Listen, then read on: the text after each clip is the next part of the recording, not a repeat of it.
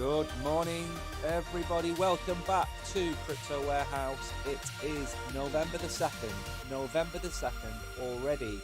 It's 11 a.m. Central European Time. That's about 10 o'clock in the UK and probably a lot later wherever you are around the world. I am Mike, and today we're going to have a good old look at Bitcoin, Safemoon, and Cosmos. There are three coins we're going to look at today. We've then also got news about PayPal, Michael Saylor and MicroStrategy, and North Korea and their candy corn virus. After all of that, we're going to have a quiz for those of you on exchanges, and we say goodbye to YouTube. So, welcome back.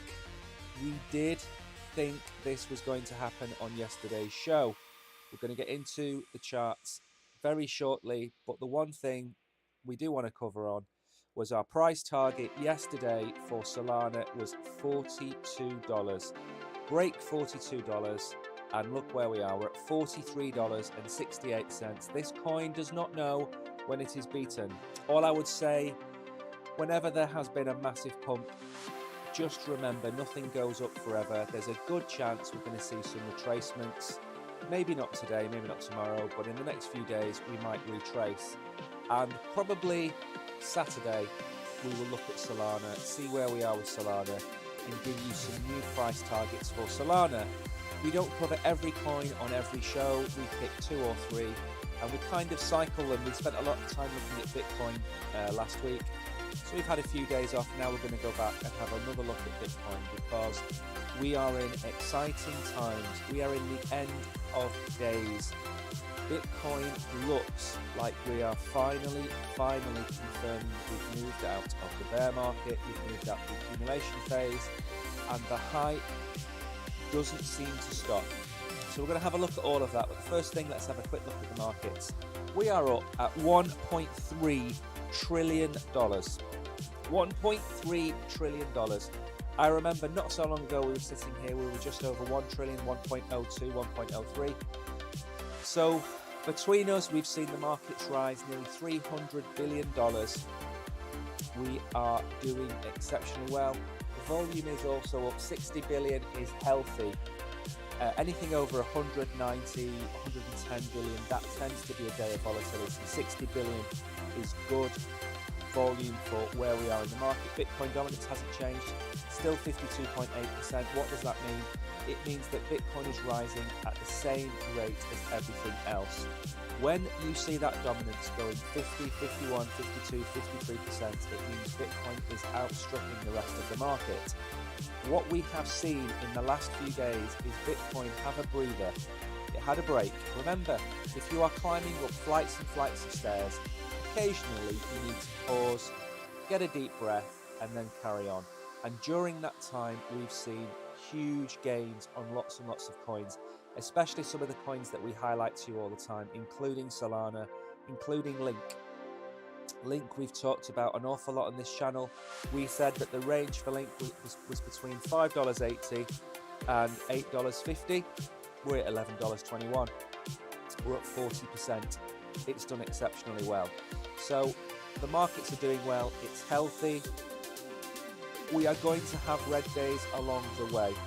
That's also something important to bear in mind. We're not going to see green days every single day. Bitcoin obviously is sitting at 35,400. Very nice. Ethereum is also up over $1,800.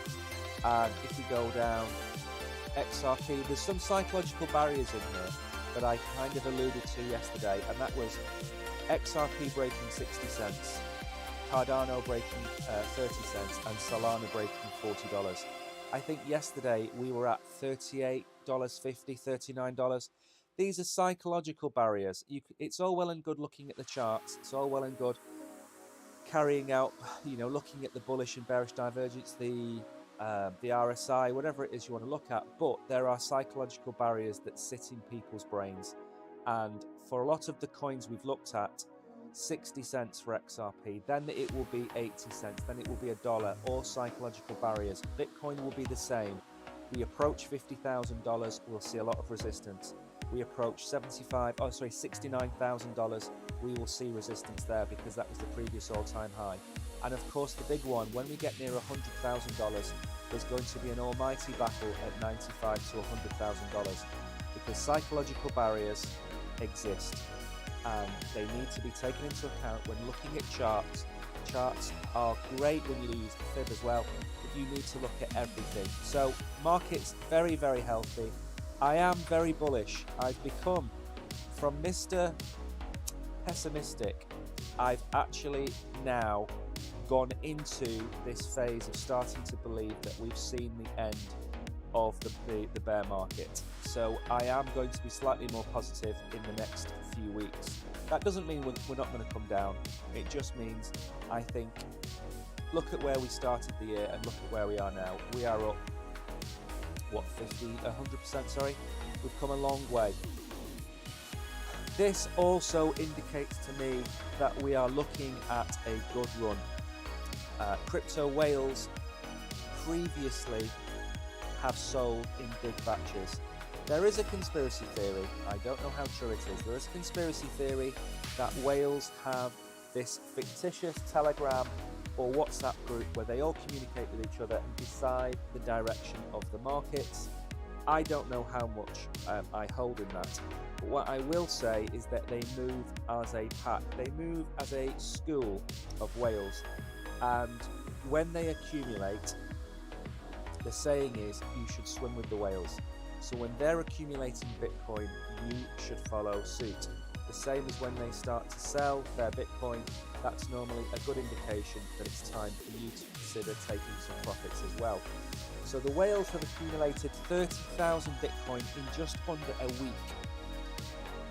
That's a considerable amount of Bitcoin in such a short space of time. It's risen 15% in the past 7 days, and it was consolidating at $34,500 on Sunday. Obviously now we're at $35,400. The upsurge in Bitcoin's price coincides with an intriguing development in the crypto world. On Saturday, renowned crypto analyst Ali Martinez made a significant revelation. Bitcoin whales have accumulated more than 30,000 Bitcoin in 5 days, worth $1 billion. To be recognized as a Bitcoin whale, one needs a wallet balance of at least 1,000 Bitcoin. Now, a little side here for you, and that is, if I can just, I don't know how to actually show you the image. I have made a new Crypto in the Park video with Brogan. We made it yesterday. If you go over to our video channel, you'll see it. We have found Russell Brand's Bitcoin wallet. We followed the evidence that we were given. We have found it. He has 1,000 Bitcoin in that wallet. We got it from Max Kaiser back in 2014. We found the wallet. It still has the 1,000 Bitcoin in it. So Russell Brand is a Bitcoin whale, as is Max Kaiser, as is Alex Jones, as is Alec Baldwin. So that's just a little aside. So they've been accumulating Bitcoin at an incredible rate.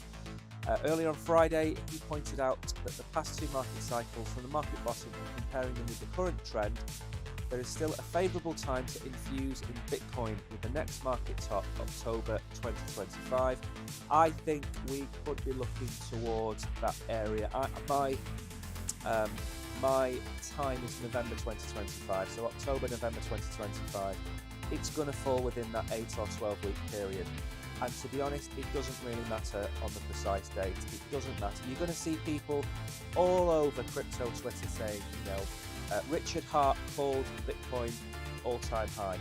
Good for him, bully for him, but that doesn't make him an expert when Hex has crashed 99%. You're lucky if you guess. You can tweet, this is the Bitcoin top. You can tweet that every day and then delete every tweet that was wrong. So don't look for a precise date. Look for a period of time where you should be selling your Bitcoin. And that period of time is September, October and November 2025. That's when you should be looking to offload your Bitcoin. Remember, there are people out there that will say hold it forever. And yes, if you buy one Bitcoin and you're going to hold it for 10 years, ignore that advice. But if you're in this to make gains, you want to sell at the top is going to be around about September, October, November 2025. Then we will see a period of retracement where we will come down again, and that's when you start to DCA back into Bitcoin.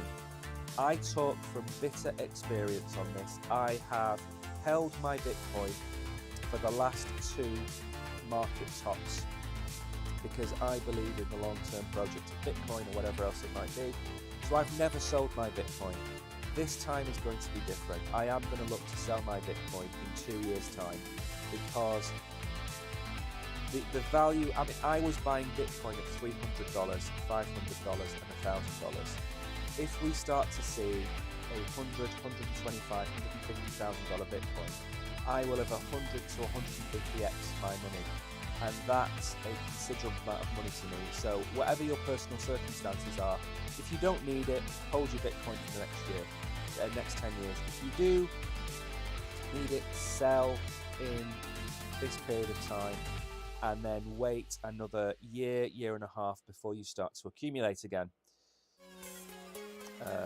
Peter Brandt, on global money supply is on the rise. So as the money printer gets turned back on in America and around the world, that puts more money into the market, and some of that will filter through to Bitcoin. So they are correct. Now let's go and have a look at the charts. Let me bring this up. Now remember, I haven't touched this chart since yesterday, so please bear that in mind, that this is not one I prepared earlier. This is a chart that I drew several days ago, and I adjusted it yesterday. And if you remember, I was saying we are in this kind of range here, where we were kind of in this bull pennant with a breakout, and my target, as you all know, if you go back and look at the thumbnails, I dropped a box before that said Crypto Warehouse called it, and the reason I did that is because that my thumbnails are there as evidence of what I've said. I'm not saying this now because, oh look where we are now. I've got a $40,000 thumbnail, a $30,000 thumbnail, and a $32,000 thumbnail, and they are kind of around the areas where we hit that. The only one that hasn't happened so far is the $40,000. Now we drew this, which is very simply drawing from here to here, and then if you drag this, you get this, which takes us to $40,000. So that's where I'm getting this $40,000 from. It's not just in my head, and I've not made it up using Moon Boy maths. I'm trying to use the charts. Now, just before we carry on, I am going to drop another box. For those of you in chat, especially the OGs that are here, the Crypto Warehouse family, people like Tariq and Nanai and people like that, it's very difficult these days for me to see any of your comments because there's so much spam. So Bin Hamid, SK Daz, other people, I mean, I can't keep up with it all. So if you are here, give me a wave, type in uppercase, let me know you're here, and I'm going to drop a box. There is a box on the other platform, there's a red envelope there, you can click on that. We're giving away free crypto there as well. So both platforms should have crypto boxes on them for you to claim. I'm just going to put this in now.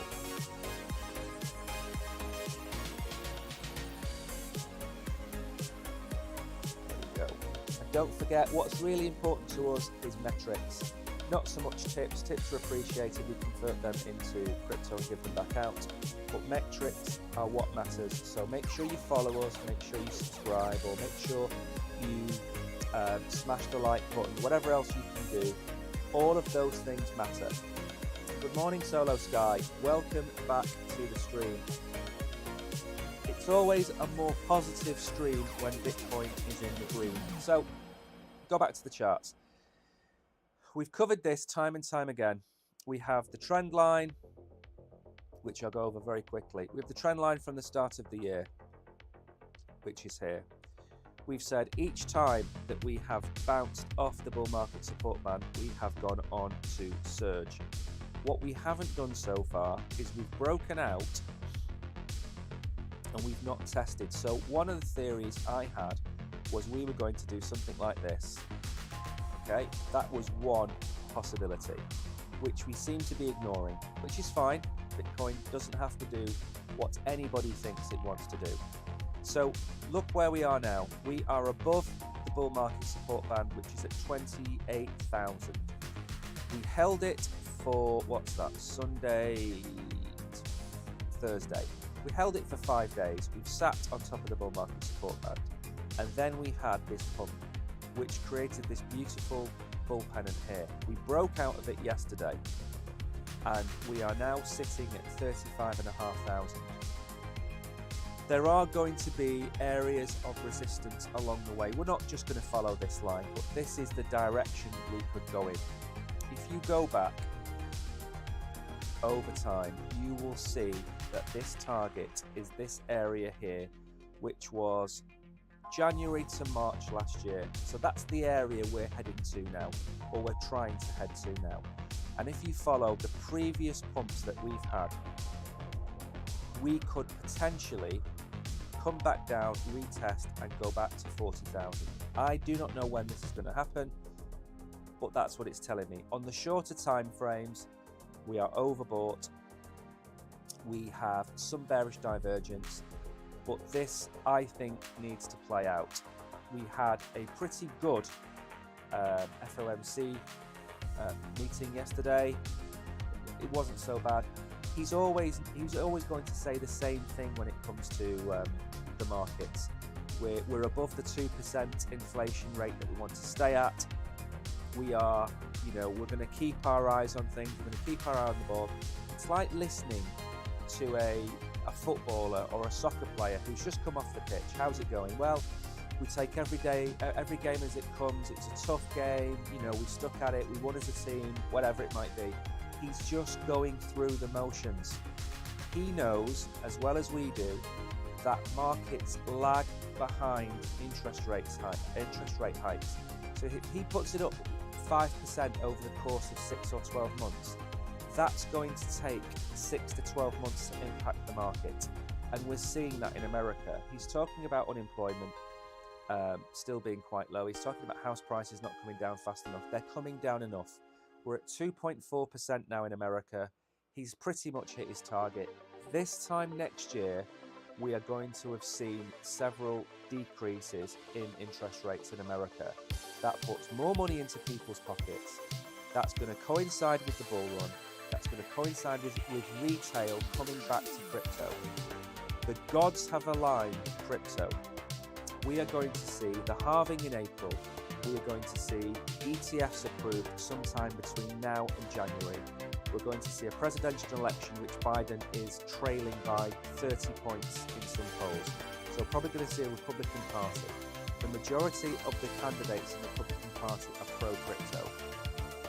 We are going to see interest rates coming down. We're going to see the word recession being removed from newspaper articles. We're going to see more money in people's pockets. All of these things are aligning for us to have the god of all crypto bull cycles. And we need it after the most brutal bear market we've had. We need that. So 40,000 is on the cards for me. I think we should be looking to do that by the end of November, if not earlier, depending on what news comes out. I mean, again, we're in a period of time where the ETF could be approved tomorrow. The ETF could be approved on Monday. The ETF could be approved on a week on Friday. We're that close, and the news makes it very difficult for us to give you predictions. But based on the charts and based on psychological barriers, 40,000 is the next target for us. And we are only 11% away, if that. And look at where we moved. We've done a $7,500 move in, actually started on Friday the 13th. Friday the 13th to, what date is that? 24th maybe? So in a week, we came up 7,000. So by the end of next week, we could be at 39, 40,000. So if you've got Bitcoin and we retrace a little bit, don't panic. If you've got Ethereum and we start to retrace a little bit, don't panic. As long as we stay above this line, we are good to go.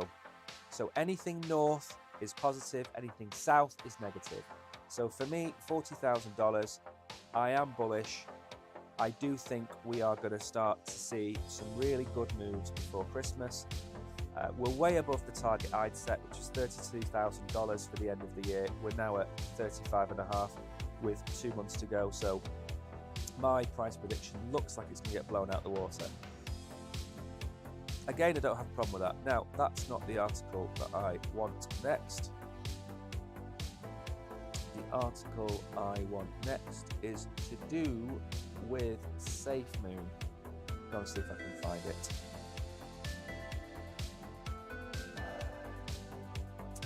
Which one should we go to? I'm sure I've clicked on one of these. It doesn't really matter, they're all the same articles. So, moving on from Bitcoin, we're going to look at two more coins. We're going to look at Safemoon and Cosmos. Now, Safemoon, the first I heard of Safemoon was about a year ago, and there was a vulnerability in their code, which caused their project to leak Safemoon coins to other people. They were basically leeching off the contracts and draining funds from other people. That's as much interest as I've ever paid in Safemoon. So let me just read you through the article and then we'll go through the charts. So Safemoon executives arrested by the Department of Justice in fraud investigation, and they've been charged by the SEC. So this looks to be a criminal case being brought against them, as well as the SEC case brought against them. They were accused of withdrawing $200 million to buy luxury cars and homes from funds they told investors were locked, according to the Department of Justice. Now, when you hear Gary Gensler say crypto is like the wild, wild west, this is what he's referring to. Nobody here, including me, wants to see anything like this happen in crypto. We wouldn't want to see it happening in the banking sector or the insurance sector. So we shouldn't expect these things to be standard in crypto. These things need to be taken out of crypto. We want every bad actor arrested, put in prison, and the keys thrown away. That includes Alex Mashinsky of Celsius. That includes Sam Bankman-Fried of FTX. And that includes any project that sets itself up to steal money from you. Because if they steal it from you and they ruin the reputation of crypto in your eyes and ruins the reputation of crypto in the rest of retail's eyes, we are never going to be adopted, because it's just going to be seen as a massive scam. The internet, I talk about this quite a bit as well, the internet, when that started out, was also full of crooks. People took years to understand that paying online over an SSL was safe. It took years for the browsers to tell you that the credit card page was safe. Up until that point, they were stealing your details and going and buying wooden planks in Romania and Bulgaria. So we're not any different to any other new industry. But it doesn't mean we can't want people like this to be arrested. So they've been arrested for $200 million in theft. So they've got the CEO and the CTO, but the creator, Kyle Nagy, is still on the run. And the SEC is pursuing its case that the company offered unregistered securities. They would turn up to the opening of a McDonald's if they could accuse them of selling unregistered securities. Anyway, so they've arrested and charged the executive team with perpetrating a massive fraud on its investors. So the CEO, John Caroni, and CTO, Thomas Smith, were arrested. $200 million. As alleged, the defendants deliberately misled investors and diverted millions of dollars to fuel their greedy scheme and enrich themselves by purchasing a custom Porsche sports car, other luxury vehicles and real estate, said Brion Peace. What a great name. I mean, if you're called Breon Peace. Mr. Peace, what better job would you have than working for the US Attorney for the Eastern District of New York? I mean, some people, when they're born, must know what career they're going to go into. You know, Mr. Baker, for example, I'm sure he's going to go and make a few rich tea biscuits, a few cakes, who knows. So the token fell 30% on Wednesday. That's what I'm going to go and have a look at now. We know what the SEC are charging them with.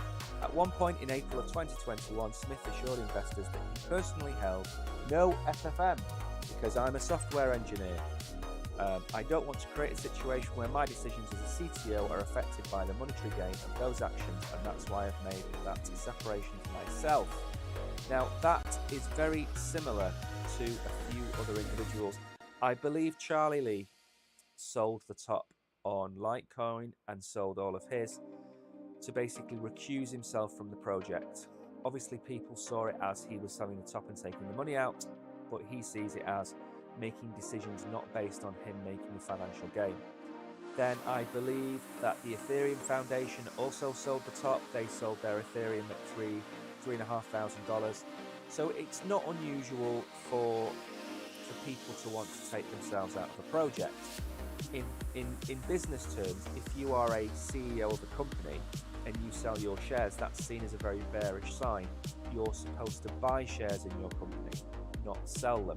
So it works a bit differently in traditional finance, traditional business, but I understand why Charlie Lee, who might have held 500,000 Litecoin, why he would want to sell, because at the time he had a direct impact on the price, and anything he said would have been used against him in court, that have accused him of pumping the coin. Look at Elon Musk has been accused several times of pumping the price of Doge, pumping the price of Bitcoin. He's had a few slaps on the wrist, a few interviews.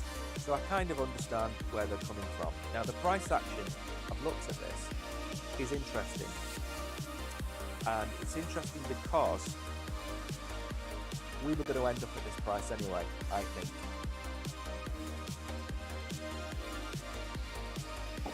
So I've already drawn the chart out for you to show you what I mean. So this here is where the arrest happened. And the price fell down here.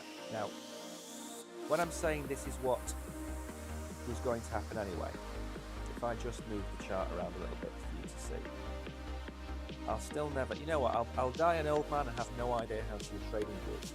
There we go. Right, let me go through this now and show you.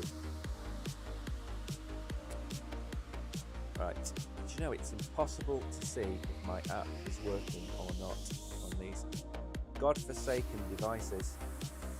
Okay, just give me a second, I'm just going to restart the app.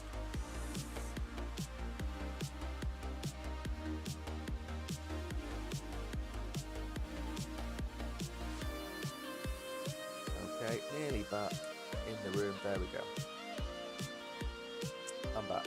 Okay, so first things first, Safemoon, since October last year, has done nothing but put in lower lows, lower lows, lower lows, lower lows. I didn't draw the line any further back, I didn't see the point. And it's been putting in lower highs, lower highs, lower highs. Obviously that was a lower high as well.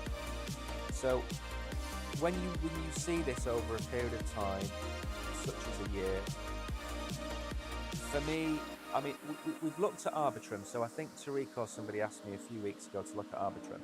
Arbitrum, for me, looks like it's just missing some good news. So because it's not got any good bullish news going around it, it's in this downward cycle. And I haven't checked the price of Arbitrum recently. I'm sure it's recovered. But this pattern is just really bad. And BTTC is the same. But what's interesting is this news came out, and instead of the price going to zero, instead of the price doing this, what did it do? It honoured its downward trajectory, and it came down and touched this bottom line here. So if you are holding Safemoon, and I hope many of you are not, but if you are holding Safemoon, and you've done your research into the project and you like the project, I would say that this is what I would do. If I've held from this area here, I'm already in the loss. I'm already lost. But what is likely to happen is we are likely to see a short-term recovery. Now, if the court case, I mean, look at Gala. Gala is a perfect example. I'm not going to bring the charts up, we don't have a lot of time. But we looked at Gala, we said we're bullish on Gala, and then what happened? The CEO and the founder sued each other and the price dropped 30%. But if you go back to the charts, actually I can bring it up on here. I don't want to go away from the focus on TradingView. So Gala, great project, love the project, have held Gala in the past. It's back at 2 cents. Our price target for this was to go up towards 3 cents.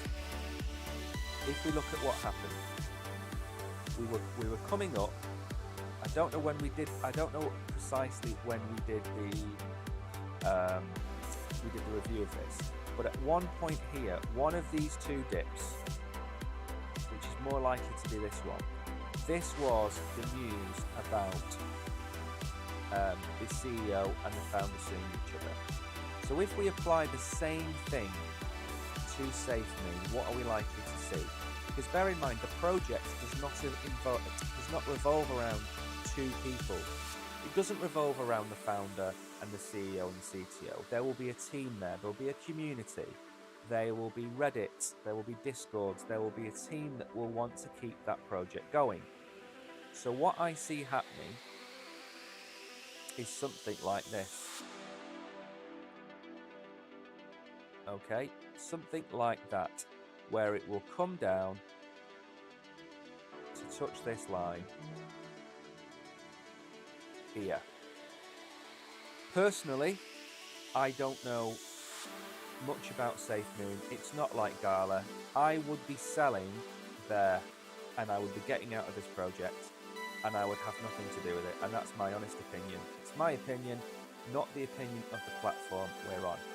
So this gives you some possible longs on Safemoon, I think, because markets overreact to news. This happened 2 years ago, or it was happening 18 months ago. It's not happened today or yesterday.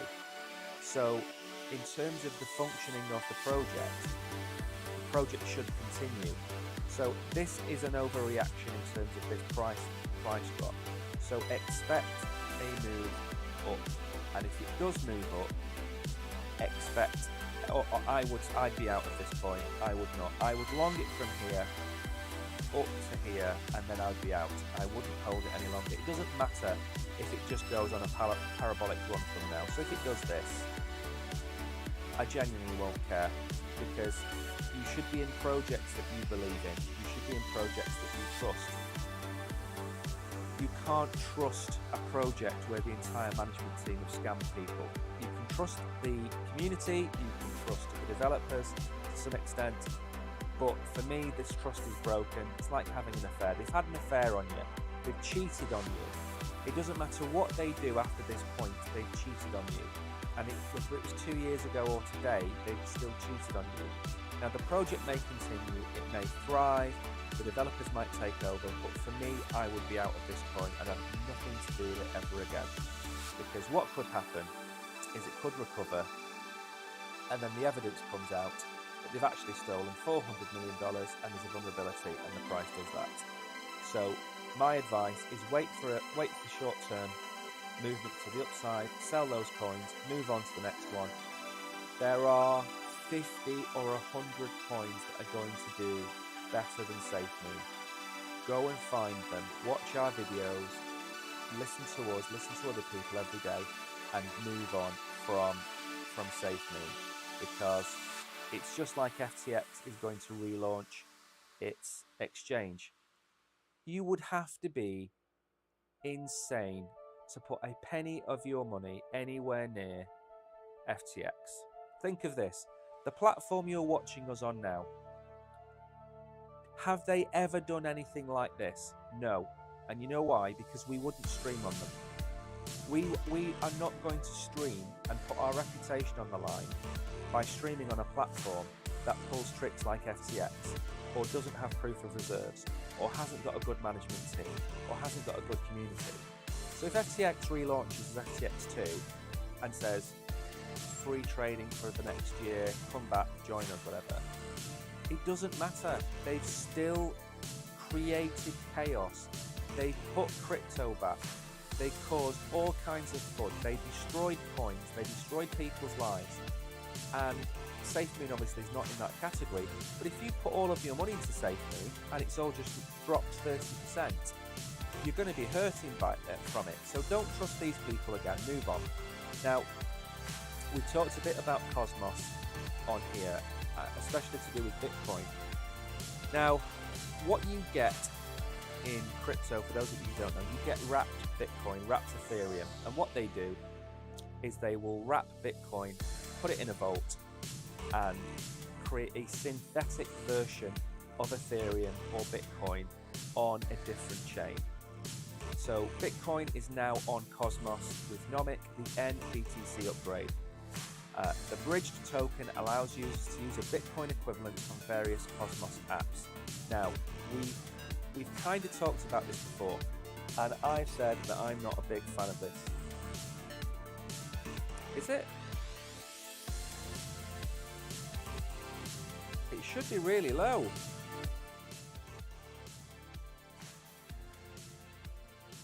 Let me try. I've just turned it down a little bit.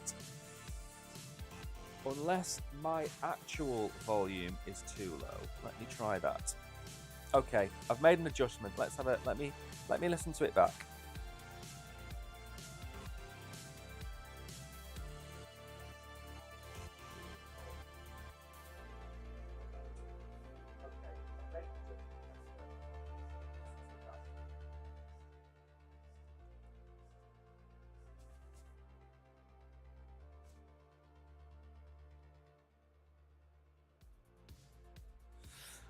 Right, we'll give that one a go. I've made 2 huge differences, so now I might be bellowing in your ears. Let me know if this is any better. But I can't understand why it has changed. So Solo Sky, can you let me know if this is any better? I'm hoping it is. If so, we will carry on. Good morning, Diddy Slam. Welcome to the stream. I'm glad I checked. Much better. Thank you, Tariq. The problem is I can't see any of these comments in chat. So if you've been telling me for the last 20 minutes, I do apologize. So we were just saying then that wrapped synthetic versions of Bitcoin and Ethereum can exist on different chains. And I was about to say that I have a problem with this. And that was that certain platforms want to use Bitcoin to secure their chains. So instead of staking Cosmos, for example, you could stake Bitcoin and then you would earn Cosmos as a reward. And I said at the time, I like the idea, but I don't like the idea of moving Bitcoin from its native chain to another chain. Because once you do that, you open yourself up to the vulnerabilities of the contracts that you use, the way it's held in the vault, and it's just an accident waiting to happen. It is really, really is. So I'm not a massive fan of moving Bitcoin to a different chain, or Ethereum for that matter. What I have done in the past is I've bought Ethereum on the Solana chain, and I've bought Bitcoin on the Solana chain, but I've bought them there with proceeds of my NFTs or Solana that profits that I've made, wherever it might be. I'm not a fan of you saying, right, I'm going to put my Bitcoin onto Cosmos to earn a yield and lock it in this vault, because at some point it's going to be compromised.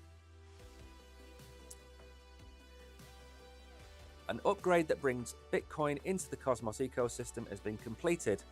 Cosmos announced that the IBC can now transfer NBTC, a token that's 1-for-1 with Bitcoin. Cosmos said another group, Nomic, made this possible and is completed. Cosmos added that Nomic's non-custodial Bitcoin bridge is now fully functioning, furthering its reach throughout the blockchain. Nomic itself announced that NBTC is available on Osmosis, a top Cosmos decentralized exchange, and Kujira, a decentralized crypto ecosystem. Now, what I would say about this is, if you have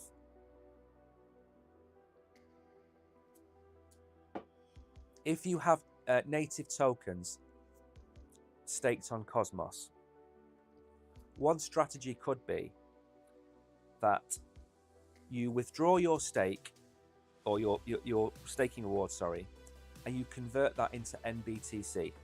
So on Cosmos, let's say you're earning $100 a month.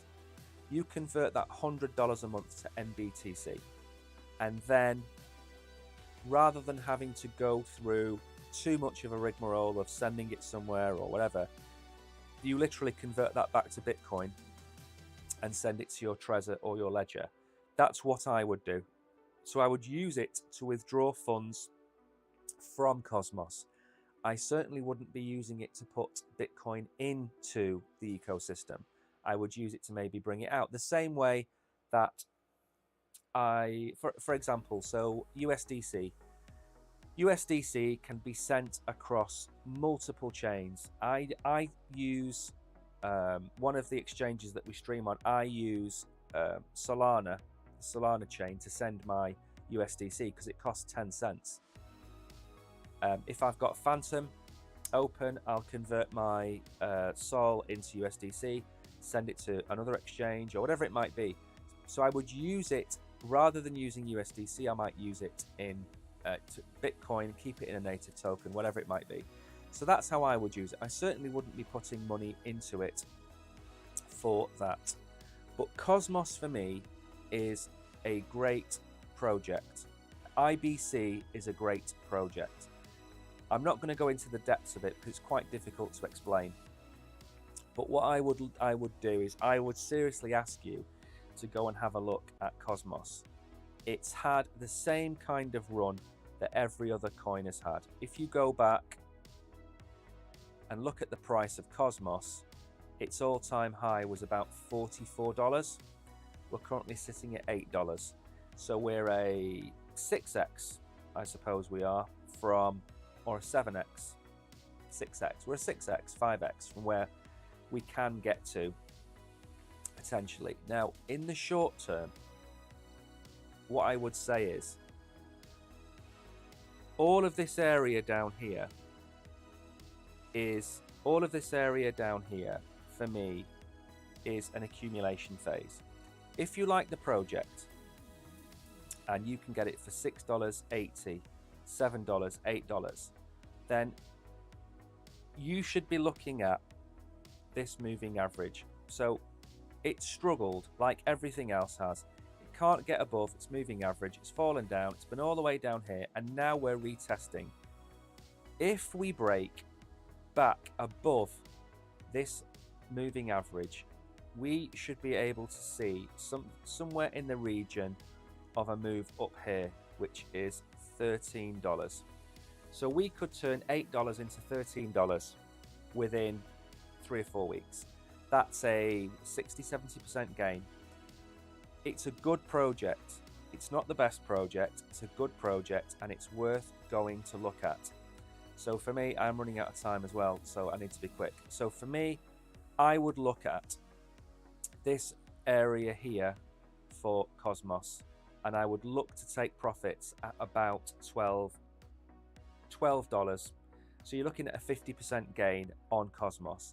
I think bringing Bitcoin to Cosmos is the first step. I think the second step is to be able to stake the Bitcoin that you've got and earn rewards in Cosmos, or earn it in another token. I think that's the plan for it.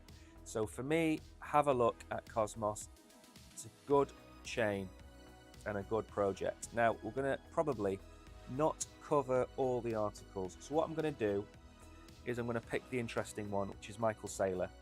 So basically, PayPal has a license in the UK. That's all we need to worry about.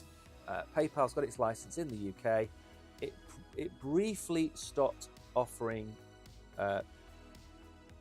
transactions and withdrawals, and it's now restarted. So let me update the menu. So that's all that's come out from PayPal, and we don't really need to go over the candy corn article, but I will go through it a little bit. I'll give it a very brief once over for you, because it's important to try and keep your crypto as safe as possible, but we'll get onto that in a second. So MicroStrategy posts loss after writing down Bitcoin holdings. Losses widened in the third quarter amid Bitcoin impairment. Saylor counters share price worries over looming Bitcoin ETFs. So they lost $143 million. Revenue from the software business rose. I mean, the software business is it's not even here nor there. It's a proxy Bitcoin ETF. That's what it is. MicroStrategy goes out and buys lots and lots of Bitcoin. So it's a proxy Bitcoin ETF. So what does that mean? People like ARK Invest and funds and BlackRock especially. I'm not going to do it now, we don't have time. Go and have a look who the top 20 MicroStrategy shareholders are, and you will see all the people that are applying for Bitcoin ETFs. The majority of MicroStrategy's net asset value is in holding their Bitcoin. That's what they are. So they're a proxy Bitcoin ETF. So all this revenue that it's made, it's irrelevant, absolutely irrelevant. So the 33.6 million impairment loss for the quarter brings the cumulative total to $2.2 billion, meaning the company has written off almost half the Bitcoin purchases it has made, according to the calculations. It has 158,000 Bitcoin, costing $4.7 billion at a price of $29,586. Obviously, we are now at 35,000, whatever it might be. So potentially, they've made a 20% profit on 4.7 billion. That is a decent chunk of change. Investors and analysts are beginning to debate whether MicroStrategy shares will continue to command a Bitcoin-related premium. Why wouldn't they? You see, this makes no sense. This makes no sense at all. MicroStrategy's share price is directly correlated to the price of Bitcoin. When Bitcoin goes down, MicroStrategy will go down 1 or 2% more. When the price of Bitcoin goes up, MicroStrategy goes up 1 or 2% more. So the beta or alpha, isn't 100%, isn't 1. It's like 1.1 or 0.9 or whatever the actual number is. So this is horse poo. This is rubbish. It doesn't matter a jot what happens as long as the price of Bitcoin goes up. If the price of Bitcoin was at $400,000, MicroStrategy's share price would be 10 times the price it is today, irrespective of what this person is saying in this article. Okay? Because 98% of the company is Bitcoin. So there's no debate whatsoever. And the premium is only there when the Bitcoin price is up. When the Bitcoin price is down, there is a huge drop in that premium. The same way with Grayscale Trust. Grayscale Trust wants to be converted into an ETF. It's running at a massive discount. That discount has been disappearing over the last 12 months, and it will go when it converts to an ETF. So what that means is for every $90 you buy of Grayscale, you get $100 of Bitcoin. It's like buying Bitcoin at a discount. I own Grayscale Trust. I own the Ethereum version as well, Ethi. I own both of them, and I have done now for nearly 4 years, because it's the only way for me to hold Bitcoin in my portfolio is to buy and via the trust. So this is nonsense. Saylor is in the conference called Advantages of MicroStrategy Spot ETF. There will be fees to invest in a spot ETF, Saylor said. The ability to get Bitcoin exposure and not get charged a fee is another plus for us. Also very true. BlackRock will probably be charging anywhere between 0.1 and 1% premium on Bitcoin. That means that every single year they will sell 1% of your Bitcoin and keep it. That's the downside to an ETF. The upside to an ETF is, of course, you get the exposure without having to hold the Bitcoin itself. Since the quarter ended, MicroStrategy's Bitcoin holdings have risen in value around $1.2 billion, which was about the market cap when the company started buying in 2020. So as far as I'm concerned, Michael Saylor is playing chess. Everybody else is playing checkers in terms of what he's doing. Now, very quickly, because we are at the end of the show. Lima, welcome to the show. Lidong, welcome to the show. We have red boxes. I don't know how you claim them over there, or red envelopes, sorry. Feel free to claim the gift and give us a follow. That would be greatly appreciated. And on the other side, we're going to start the quiz in about 3 or 4 minutes' time, where we'll be giving away crypto as well. Where are we? So basically, candy corn, Mac OS malware. So basically, all you really need to do is, if you do store crypto on your curves, they are not going to go bust. Make sure you have your mobile phone authentication turned on. Make sure you have two-factor authentication turned on. Let's get this article.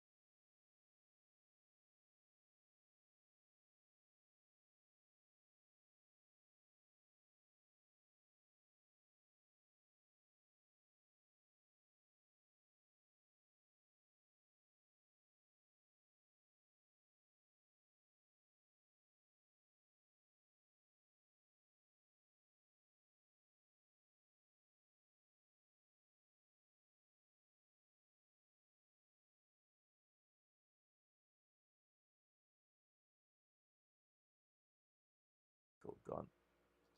There we go.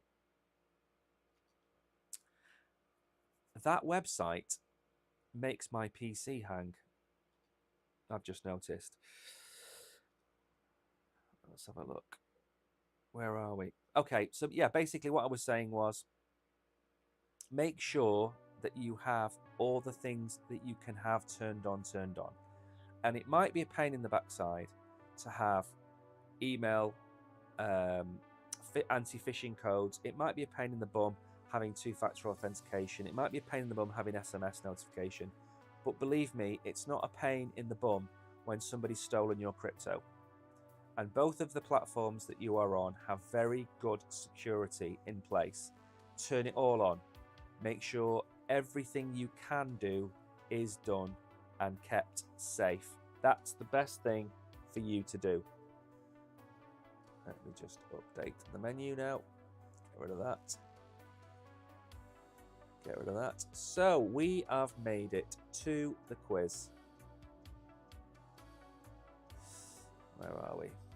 Even though my stream seems to be frozen, or it's frozen a little bit. Anyway, we appear to be back. Okay, so what we're going to do now is we're going to say goodbye to one of our platforms. So I'm going to very quickly put the end screen on for them.